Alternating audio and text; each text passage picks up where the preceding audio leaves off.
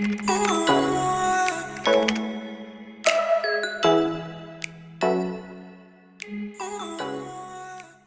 guys, welcome back to my channel. Today's video is going to be about baking with beginners, and I'm telling you guys, if I can do this, you can do it too, because I've only baked once before this, which was day before yesterday, and that too, it was just to try out this new recipe I found online. So yeah, it's super simple, only 7 ingredients, max 2 hours to make them, and very first timer friendly for people like you and me. So let's begin.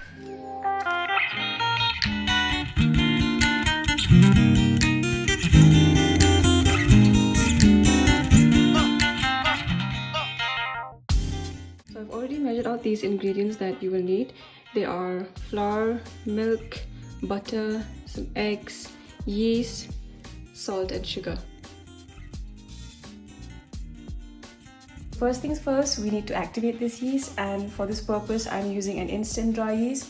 And in order to activate this yeast, we have to soak it in warm milk. And emphasis on this warm milk, it should not be hot, because if the milk is too hot, you're going to kill the yeast and you won't be able to work with it.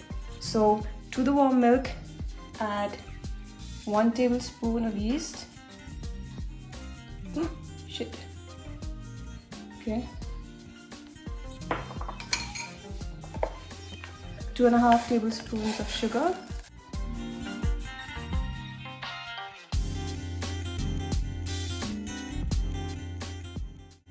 1 spoon and 1/4, and that's it. So all you need to do is stir this mixture, mix it well.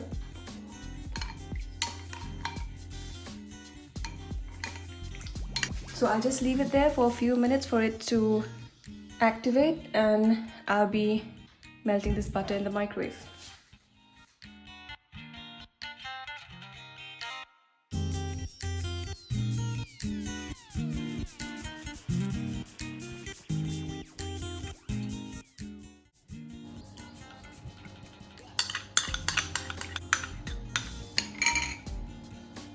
And 1 egg.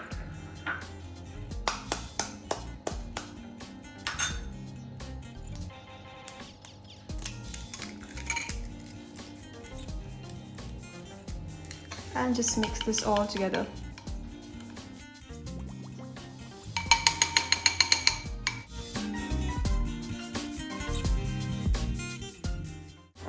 And when you're done with that, you just need to pour this whole thing into the maida, which you've already measured, into the flour. Oops, I think my bowl is a little too small for this. I only need to mix it roughly in this bowl and then transfer it to a clean working surface in order to knead the dough.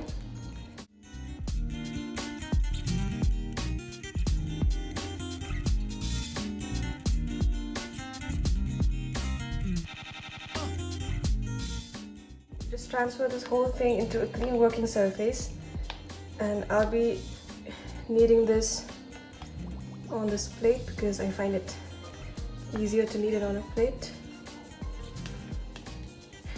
Now all you need to do is keep on kneading, and it may look a little sticky for now, and it may even stick in your hands, and you'll also be tempted to add more flour to it, but do not do that.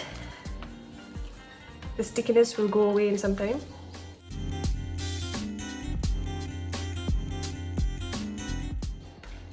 So this is the only tough part about this recipe, because I don't have a stand mixer. If I had one, it'll take very less time to knead the dough, but since I do not have one, so I have to do this with my hands, and it is going to take some time, but I guess it's okay. It's kind of like a workout for me. Now, how long do I have to do this kneading? Well, if you're a perfectionist, you have to do it until your dough clears the what they call window pane test, and that is when you take a part of this dough and you stretch it like this, it should form a thin membrane, which I'm obviously failing because I'm not there yet, and I highly doubt that I actually reach that stage because it's gonna take me a long time. I mean, day before yesterday when I tried doing it, I actually kneaded for like 40 minutes I think, and that was really difficult for me. So, but then I checked online and they are saying that it's okay, you don't have to reach that stage of clearing the window pane test. You can just knead until your dough becomes soft, pillowy, and not sticky anymore. So now let's try the spring test. I think it's working. So the next step now is just to grease a baking tray, or you can use a non-stick baking tray, or you can use a I think they call it a parchment paper or something. Make sure you're generous with the oil because the buns will stick to the sides of this baking tray when they're done.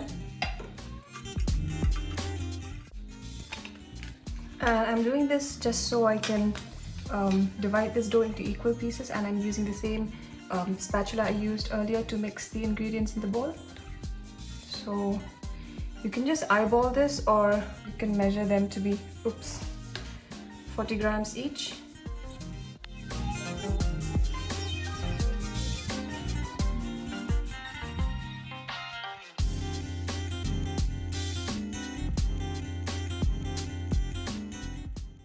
Okay, so now all you need to do is roll them up into small rolls or balls.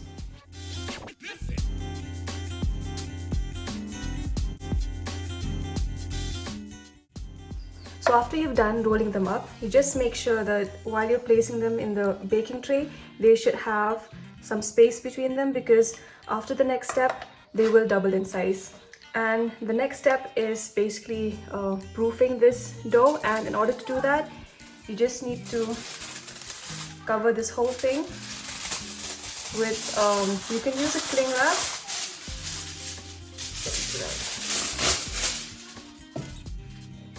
You can use a cling wrap, or you can use a foil like this one,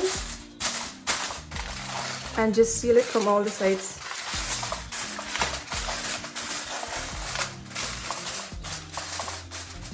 So that is all you need to do to proof this dough, and I think you can wait for about 50 to 60 minutes for this dough to actually double in size, or for the dough to rise.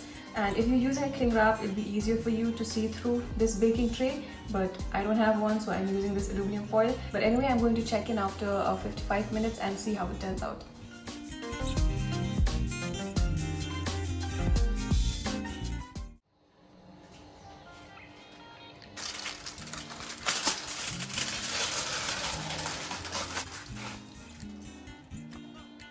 So as you can see, I think they have risen up pretty well, and before you put them into the oven, make sure that you apply an egg wash. This will give you that glistening golden brown color on top when they are done. Be careful when you're applying this egg wash. Don't be too rough, because if you accidentally poke these rolls, they might actually deflate, and you don't want that to happen.